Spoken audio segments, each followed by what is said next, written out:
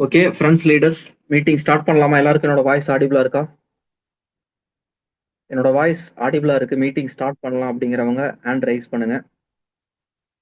எல்லாருமே ஜூம் அப்ளிகேஷனுக்குள்ள வந்துருங்க.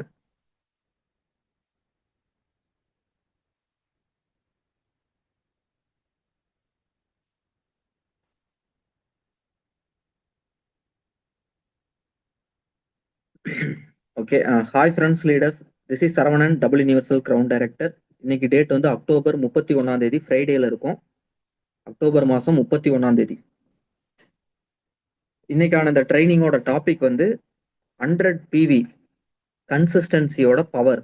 100 பிவி கன்சிஸ்டன்சி பண்றதுனால நமக்கு எந்த மாதிரி பிஸ்னஸ் வந்து க்ரோ ஆகுது, இந்த பிஸ்னஸ் வந்து வேகமா ஈஸியா எப்படி நம்ம வந்து அஹ், பண்ண போறோம் அப்படின்னா அந்த 100 பிவி தான். 100 பிவி எப்படிலாம் நமக்கு யூஸ்ஃபுல்லா இருக்கு, நம்ம பிசினஸ் எவ்வளவு வேகமா பண்ண முடியுங்கிறத பத்தி பேச போறோம்.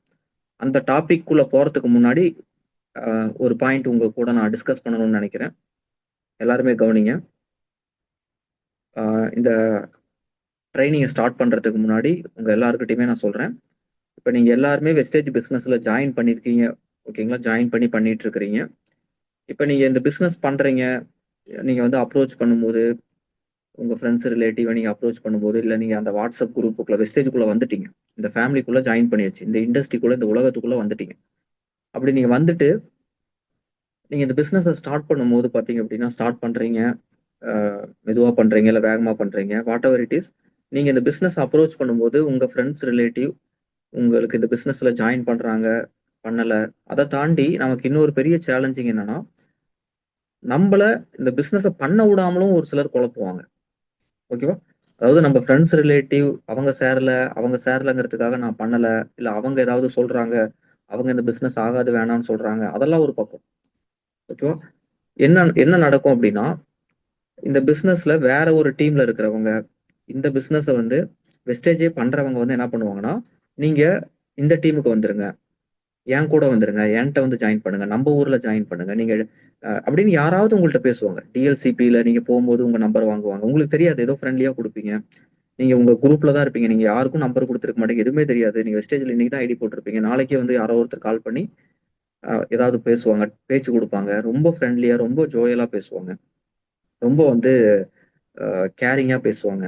ஏன்னா அப்படி நமக்கு பேசிட்டா உடனே நமக்கு அவங்கள பிடிச்சு போயிரும்ல. ஓகே, உடனே வந்து நான் ஏன்னா ஏன் யார் அப்படி பேசுவா? நம்மள ஏமாத்துறவங்க, அவங்களுக்கு ஏதோ ஒரு காரியம் ஆகணும்னு நினைக்கிறவங்க தான் அந்த மாதிரி பேசுவாங்க. ஓகேவா? அதனால வந்து இந்த பிசினஸ் நீங்க ஒன்ஸ் நீங்க ஸ்டார்ட் பண்ணிட்டீங்க அப்படின்னா, யார் டீம்ல எந்த லீடருக்கு கீழே எந்த குரூப்ல நீங்க இருக்கிறீங்களோ அதுதான் வெஸ்டேஜ்ல நம்மளோட பர்மனன்ட். அதுல இருந்து எந்த மாற்றமும் கிடையாது. ஓகேங்களா? அதனால உங்களை யாராவது வந்து வெஸ்டேஜ்ல யாராவது வேற ஏதாவது டீம்ல இருக்கிறவங்க யாராவது வந்து உங்கள்ட்ட பேசுறாங்கனாவே நல்ல விதமா தான் பேசியிருக்காங்க, உங்களை அவங்க கூப்பிடல அப்படின்னாவே வந்து உங்க லீடர்ட்ட அப்ரோச் பண்ணுங்க. ஏன்னா நாளைக்கு அவங்க கூப்பிட போறாங்க. ஓகேவா? 2 நாள் கழிச்சு கூப்பிடுறதுக்காக தான் இன்னைக்கு உங்கள்ட்ட பேச்சே கொடுக்குறாங்க. இல்லைன்னா அவங்களுக்கு என்ன அவசியம் இருக்கு? ஓகே, ஈவன் நம்ம வெஸ்டேஜ் வந்து நம்ம டீம் மட்டும் தமிழ்நாட்டுல பண்ணல. நல்லா கேட்டுக்கோங்க. வெஸ்டேஜ் நம்ம டீம் மட்டும் தமிழ்நாட்டுல பண்ணல. அதை தாண்டி எத்தனையோ பேர் வந்து வெஸ்டேஜ் வந்து தமிழ்நாட்டுக்குள்ள வேற ஒரு சில டீமும் பண்ணிட்டு இருக்காங்க.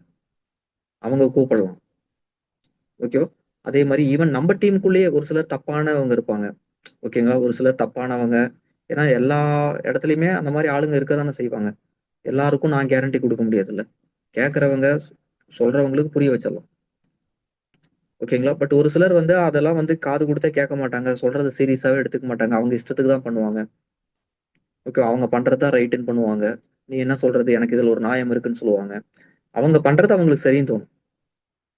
ஏதோ ஒரு வகையில அவங்க அந்த மாதிரி ஏமாத்துற எண்ணத்தோடயே வந்து பண்ணுவாங்க. நம்ம ஈவன் நம்ம டீம்ல அது மாதிரி யாராவது நம்ம டீமுக்குள்ளேயே யாராவது கூப்பிட்டா கூட போகக்கூடாது. அந்த மாதிரி பண்றவங்க வந்து தப்பானவங்க. அவங்க தொடர்ந்து பிசினஸ் பண்ண போறதில்ல. அவங்க இன்னைக்கு இல்லைன்னா நாளைக்கு மாட்டிருவாங்க. அவங்கள நம்ம வந்து பிசினஸ் விட்டு அனுப்பிச்சிருவோம். அதனால வந்து இந்த பிசினஸ வந்து நல்லா புரிஞ்சுக்கோங்க. இந்த மாதிரி எந்த லீடருமே யாருமே தயவு செஞ்சு பண்ணாதீங்க. நீங்க பண்ணீங்கன்னா அது உங்களுக்கு என்டையர் டீமுக்கும் ரிஸ்க். நீங்க ஒருத்தரை வந்து அது மாதிரி பண்ணியிருப்பீங்க. ஓகேவா? அப்போ உங்க பேரு கெட்டு போச்சு. நீங்க இந்த பிசினஸே பண்ண முடியாது. ஆனா உங்க டீம்லயே உங்களுக்கு கீழயே வந்து வேற நிறைய நல்ல குவாலிட்டியான லீடர்ஸ் இருப்பாங்க. நீங்க உங்கள ரிமூவ் பண்ணும்போது, உங்கள பிசினஸ்ல இருந்து எடுக்கும்போது அவங்களும் தானே பாதிக்கப்படுறாங்க. அவங்களோட நிலைமை யோசிச்சு பாருங்க. அவங்க எங்க போய் வச்சுக்குவாங்க? அவங்கள என்ன பண்றது? அவங்கள எப்படி காப்பாத்துறது? அவங்களும் தானே பாதிக்கப்படுறாங்க. அப்ப நீங்க வந்து அதுக்காக வந்து அதனால ஓகே உங்களுக்கு கீழ இவ்வளவு பேர் இருக்காங்க அப்படின்னு சொல்லி பாவம் பார்த்து அதனால அவர் தப்பு பண்றத நம்ம விடவும் முடியாதுல்ல. ஓகே. இப்ப நீங்க தப்பு பண்ணலைங்க. ஓகேவா? ஆனா அவர் தப்பு பண்ணுவாருன்னு தெரியுது. அவர நீங்க சேர்த்துக்கிட்டீங்கனாலும், அவர் நாளைக்கு தப்பு பண்ணாருன்னா, அதுவும் உங்க தப்பு தான். ஒருத்தர் நம்ம டீம்ல தப்பு நடந்திருக்கு, தப்பு பண்ணியிருக்காருன்னு தெரியுது. அத நீங்க கண்டுக்கலினாலும், அவர் பண்ணக்கூடிய தப்பு உங்களோட தப்பு தான். அதுக்கு உடந்தையா இருந்தீங்கனாலும் உங்க தப்பு தான். அவர் நாளைக்கு பிரச்சனை ஏற்படுத்தும்போது, அந்த பிரச்சனைக்கு காரணம் எல்லாம் நீங்களும் தான் அதுல வந்து மாட்டுவீங்க. தயவு செஞ்சு எந்த ஒரு தப்பான விஷயத்திலயும் இந்த பிசினஸ் நம்ம லாங் டெர்ம் பண்ண போறோங்க. லைஃப் லாங் பண்ண போறோம். இன்னைக்கு இந்த வருஷம் அடுத்த வருஷத்தோட முடிய போதா? யோசிச்சு பாருங்க. எவ்வளவு பெரிய ஒரு ஆப்பர்ச்சுனிட்டின்னு பாருங்க. தயவு செஞ்சு உங்க டீம்ல உங்களுக்கு கீழ இருக்கிறவங்கள்ட்ட ஸ்ட்ரிக்ட்டா வார்ன் பண்ணுங்க. ஸ்ட்ரிக்ட்டா சொல்லுங்க. இன்னைக்கு கூட பாருங்க. இன்னைக்கு ஒரு டைமண்ட் டைரக்டர் குரூப்ல இருந்து நாம தூக்கியிருக்கோம். எதுக்காக தூக்குறோம்? இந்த மாரி விஷயத்துல வந்து சிக்குனாங்க அப்படின்னா முடிஞ்சுச்சு ஜோலி.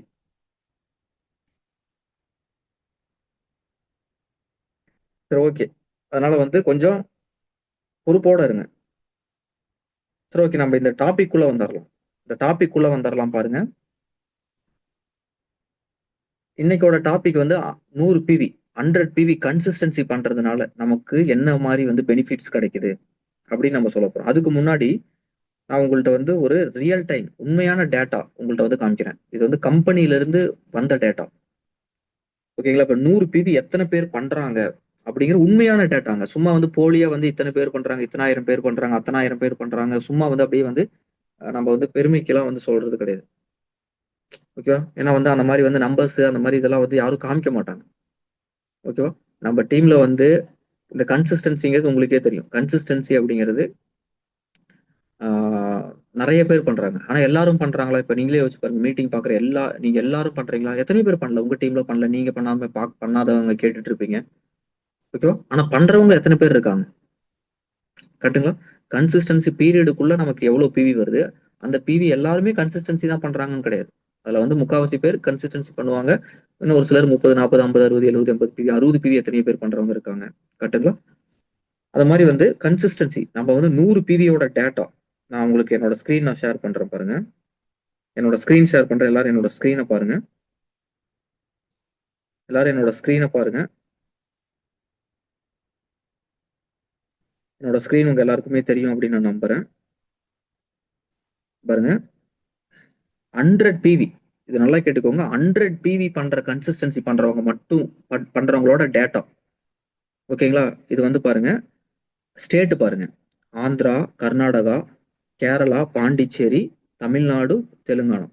இதுல வந்து நம்ம வந்து எடுக்க வேண்டிய தமிழ்நாடு மட்டும். பாண்டிச்சேரியும் தமிழ்நாடு நம்ம நம்ம டீம் தான். அதாவது நான் தமிழ் தான். ஓகேவா? நம்ம வந்து வெறும் சரி இப்போதைக்கு தமிழ்நாடு மட்டும் பார்க்கலாம். தமிழ்நாடோட டேட்டா மட்டும் பார்க்கலாம்.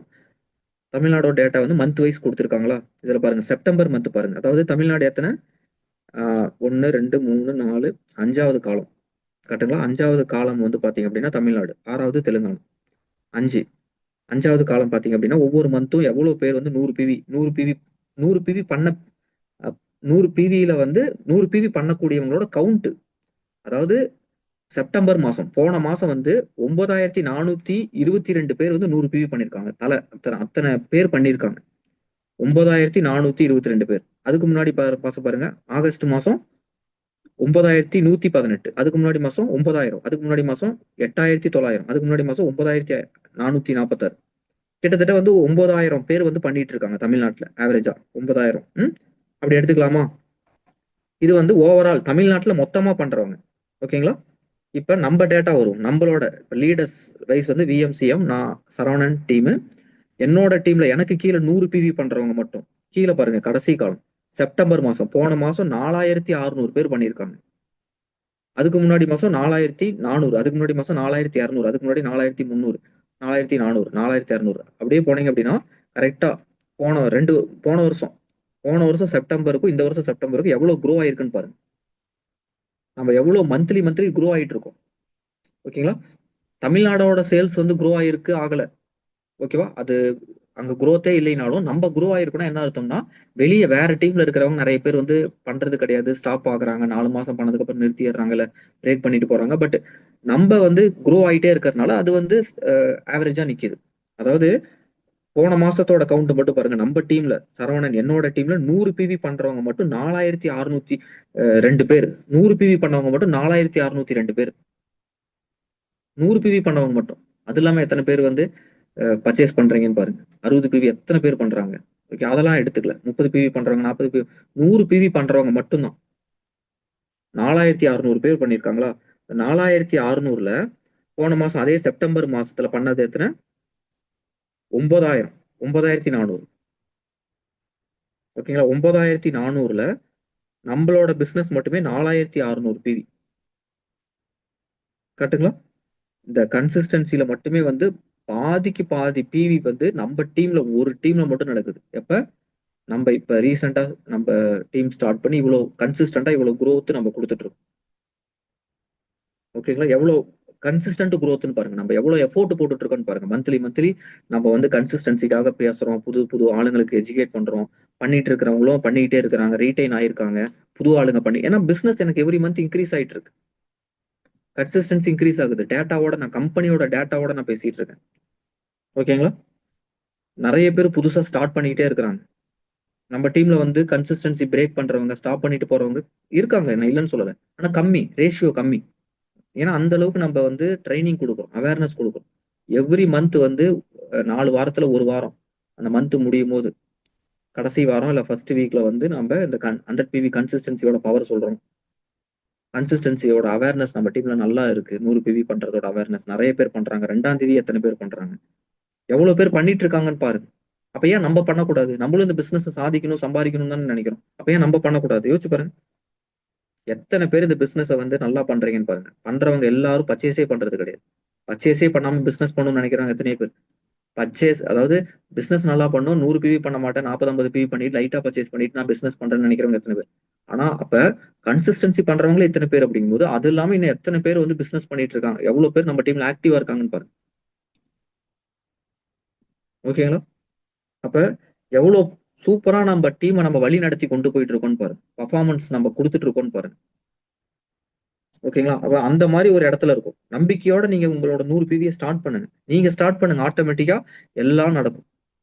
உங்க டீம ட்ரெய்னிங்க்கு கரெக்ட்டா ஃபாலோ பண்ணுங்க. ட்ரெய்னிங்ல கரெக்ட்டா உட்கார வைங்க. அவங்க ஒண்ணொண்ணையும் கேட்டு, கேட்டு அவங்களா புரிஞ்சுக்குவாங்க. நீங்க தலைய உடைச்சுக்கணும், அவங்கள்ட்ட புரிய வைக்கணும், மண்டைய உடைச்சுக்கிட்டு அவங்களுக்கு வந்து பேசணும், கத்தணும் அப்படின்னு எதுவும் கவலை இல்லைங்க. பிரஷரே இல்ல. ரிலாக்ஸா பண்ணலாம். ஜாலியா, ஃப்ரீயா பண்றதுக்கு தான் இந்த பிசினஸே நம்ம சூஸ் பண்ணிருக்கோம். கரெக்ட்டுங்களா? எல்லாரும் சேர்ந்து கோஆர்டினேட் பண்ணி, எல்லாரும் வந்து அழகா வந்து மக்கள் என்ன நினைப்பாங்க, எப்படி பண்ணுவாங்க, எப்படி அவங்கள டியூன் பண்ணணும், எல்லாம் நம்ம வந்து பார்த்துக்குறோம். நீங்க பண்ண வேண்டியதெல்லாம் ரெக்ரூட்மென்ட் பண்ணுங்க, ஃபாலோ பண்ணுங்க, ட்ரெய்னிங்ல உட்கார வைங்க. அட்டெண்டன்ஸ் எடுங்க, அந்த ஸ்ட்ரென்த் அப்படியே அதிகப்படுத்துங்க. உங்க வேலை அதுதான். மேனேஜர் வொர்க் இதுதான். இத நீங்க கரெக்ட்டா பண்ணுங்க. இத பண்ணுங்க. இத நல்லா பண்றீங்களா? இதுக்கப்புறம் நீங்க நீங்களும் ஃபர்தரா கொஞ்சம் கொஞ்சம் உங்க டீம் மெம்பர்ஸ் கூட பேசும்போது இன்னும் நல்ல ரிசல்ட் வரும். இத ஃபர்ஸ்ட் நல்லா பண்ணுங்க. இத மட்டும் பண்ணுங்க. மத்தது எதுவும் தெரியல. இத பண்ணுங்கன்னு நான் சொல்றேன். ஐடி ரெக்ரூட்மென்ட் பண்ணுங்க, ட்ரெய்னிங்ல உட்கார வைங்க. வேற எந்த விஷயமும் உங்களால பேச முடியல, பண்ண முடியலையா? பரவால்ல. இத பண்ணுங்க. உங்களுக்கு ஆட்டோமேட்டிக்கா ரிசல்ட் வரும். சரி ஓகே. நான் இங்க வந்து போத்துமணி டைமண்ட் டைரக்டர் அவங்கள நான் இன்வைட் பண்றேன். ஸ்டார்ட் பண்ணுங்க. Thank you.